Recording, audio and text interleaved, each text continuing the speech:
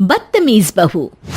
सभ्यता से भरपूर शास्त्री परिवार की इकलौती बेटी मोहिनी को बचपन में ही पढ़ाई के लिए विदेश भेज देते हैं, जहां से वो सालों बाद ग्रेजुएशन पूरी करके इंडिया वापस आती है, जो अब संस्कार, सभ्यता, संस्कृति जैसी चीजों से कोसों दूर होती है।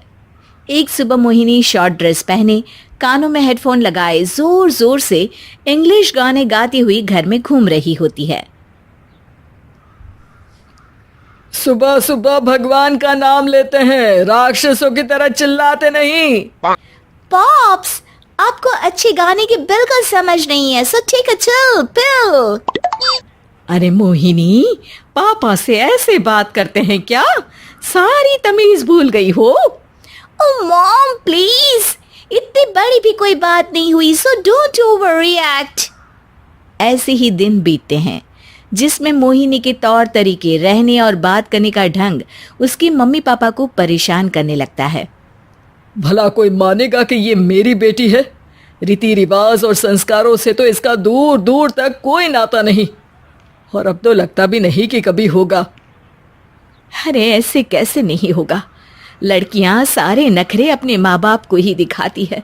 ससुराल जाकर उन्हें सब कुछ करना भी पड़ता है और मानना भी। पत्नी की बात शास्त्री जी समझ जाते हैं और कुछ ही दिनों में अपने से भी ज्यादा धार्मिक परिवार में निखिल के साथ मोहिनी का रिश्ता पक्का कर देते हैं। रिश्ता तो पक्का कर दिया, पर यहाँ मोहिनी को कैसे मनाएंगे? शादी ब्याह के मामले में आटे में नमक जितना झूठ तो चलता है जी। इसी तरह एक के बाद एक तिकड़म लगाते हुए दोनों मिलकर मोहिनी को शादी के लिए तैयार कर लेते हैं और मोहिनी निखिल की शादी हो जाती है, जिसके अगले दिन से ही मोहिनी दोबारा अपने पूरे अवतार में शॉर्ट ड्रेस पहनकर घर में घूमने लगती है। बहू को ऐसे देख सास की आंखें फटी की फटी रह जाती हैं। अरे ये क्या बेशर्मी है, हमारे घर की लड़कियां जींस तक नहीं पहनती और तुम बहू होकर इतने छोटे कपड़े पहनकर पूरे घर में घूम रही हो। सीरियसली मॉम, प्लीज आप अपनी इस 80 के दशक वाली सोच में मुझे इंक्लूड मत करो। हाय तौबा, एक तो बेशर्मी दिखाती है, ऊपर से सास के साथ जुबान भी लड़ाती है। अरे जल्दी कपड़े बदल कर आ, घर की पहली आरती तुम्हें ही करनी है। इतनी देर में निखिल भी वहां आ जाता है। माँ, पापा आने वाले हैं, पूजा का सारा सामान तैयार है ना? ये पूजा हमेशा मेरे बॉयफ्रेंड्स के पीछे पड़ी रहती थी और अब हस्बैंड के पीछे भी आ गई। मोहिनी की बातें सुन सास तो अपना सिर पकड़ लेती है, लेकिन निखिल किसी न किसी तरह उसे पूजा के लिए कन्विंस करके कपड़े चेंज करने के लिए भेज देता है, जिस पर पूजा खत्म होने के बाद वो एक बार फिर अपनी शॉर्ट ड्रेस में आ जाती है। बहू, ये क्या तरीका है? संस्कार नाम की कोई चीज है या नहीं? नहीं ससुर जी, संस्कार मेरा दूसरा बॉयफ्रेंड था, अब तो मेरा उससे कोई कांटेक्ट नहीं है। मोहिनी का जवाब सुन के ससुर तो भगवान नाम जपते वहां से चले जाते हैं, लेकिन सास बहू के बीच कहा सुनी फिर शुरू हो जाती है, जिसे इग्नोर करते हुए मोहिनी घर से बाहर चली जाती है और देर रात घर वापस आती है। मोहिनी, मैं जानता हूँ कि तुम विदेश में रही हो और तुम्हें वहीं की आदत है, पर यहाँ चीजें कुछ अलग है। अगर तुम उस हिसाब से कुछ एडजस्ट कर लो तो सबके लिए सही हो जाएगा। I am not in a lecture mood. Good night. अगली सुबह मोहिनी देर से उठकर एक बार फिर उसी तरह सबके सामने आती है, जिस पर उसकी सास कुछ बोले उससे पहले ही मोहिनी की दोस्त मोनिका और रेचल वहां आ जाती हैं। Oh hi darling, how are you? OMG, we missed you so much. I missed you too darling. Ram Ram, इन्होंने तो तुमसे भी छोटे कपड़े पहने हैं। अरे तुम लोगों के अंदर कोई शर्म लिहाज बाकी भी है या सब बेच खाई?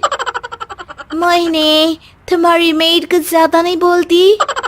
इस पर मोहिनी की दोस्त उसकी सास का मजाक बनाने लगती है, जिसे सुन निखिल उन्हें जवाब देते हुए कड़वे शब्द सुना देता है और वो सुन के वो दोनों तो मुंह बनाए वहां से चली जाती है, लेकिन गुस्से से लाल मोहिनी वहीं खड़ी निखिल को घूरती रहती है।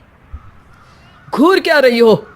तुमसे शादी की ये सोचकर कि विदेश में पढ़ी लिखी हो, घर में कोई पॉजिटिव चेंज लाओगी, अपनी करियर के लिए एम्बिशियस होगी, पर अपने इस बिहेवियर से उस पढ़ाई के साथ साथ अपने मम्मी पापा के नाम को भी डुबो रही हो। अगर तुम्हें ऐसे ही हाल रखना है तो यहाँ रहने की कोई जरूरत नहीं है।